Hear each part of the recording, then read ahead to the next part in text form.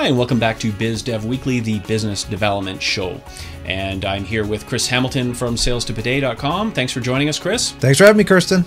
So at the core of business development is a strategy that a lot of companies don't really realize or even leverage, and that's the idea of co-op money.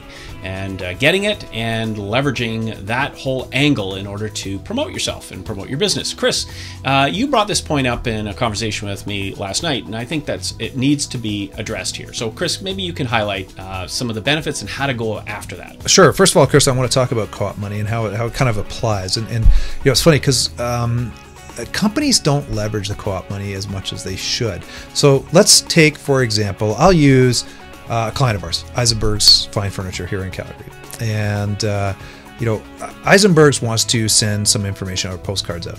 And they go to some of their suppliers of the wonderful furniture that they have. And they say to these suppliers, hey, we want to do this sort of marketing. Do you have any funds available for us to offset the costs or take care of this?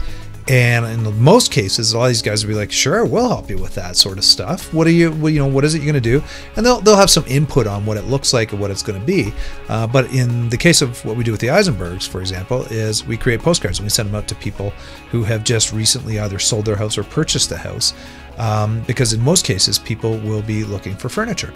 And so they go to their suppliers, and their suppliers will actually either fund a portion of the marketing initiative or all of the marketing initiative.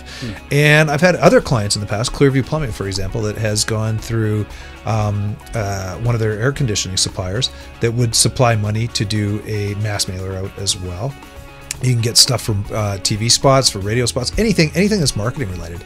And the interesting thing is that in a lot of cases, your suppliers of products, they have a budget for this stuff, but they don't really let people know that it exists. And the only way to find it is to actually ask for it.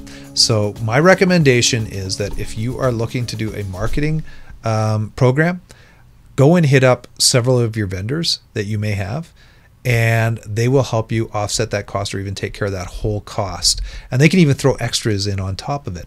I mean, this is stuff that we work with companies on all the time. So, I mean, if you need some guidance on that, you can obviously contact us about this. But it is hands down one of the easiest ways to access funds to actually do marketing. And I would recommend anyone take a look at that. Oh, Chris, how difficult is it to actually achieve? And do you actually have to pitch? Or do you have to have a track record of successful marketing campaigns in order to be able to get that money? Is that a difficult process? It's a yes and no question, right? I mean, I think, Kersten, what you have to do is you have to show that you're going to spend money wisely and that you know what you're doing and stuff. You can't just take money and burn it and not have any results for that sort of stuff. But you know, in that case, you also have to put yourself in the shoes of the suppliers. I mean, they're trying to get their name out to people in so that they can get their products sold too. So, you know, is it tough to get? No. Do you have to jump through hoops sometimes? Yeah, absolutely. But you know what? In most cases, because of the fact that no one ever asked for it because they don't know it exists, it's pretty easy to access. And what's a reasonable percentage? I mean, obviously it's shared risk, right? But what's a reasonable percentage typically that you would find in a co-op advertising scenario? I mean, is it 50-50? It really, you know what, Kersten, it depends. It really does depend. Sometimes it'll be very low. Sometimes it'll be very high. My suggestion on that one, once again, ask for as much as you can on that one and try to get as much as you can get out of it. So. Great tips. Thanks again for sharing those, Chris, and giving us some examples of real world scenarios where co-op advertising has been successful. Great. Thank you, Kersten. Appreciate it. Thanks for having me on.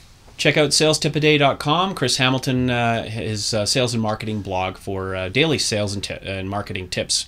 If you're also looking for immediate assistance with your campaigns, visit newlucid.com for business development consulting. Or if you want to check out more of our episodes, go to BizDevWeekly.com. It's the online television show related to business development. Thanks everyone for joining.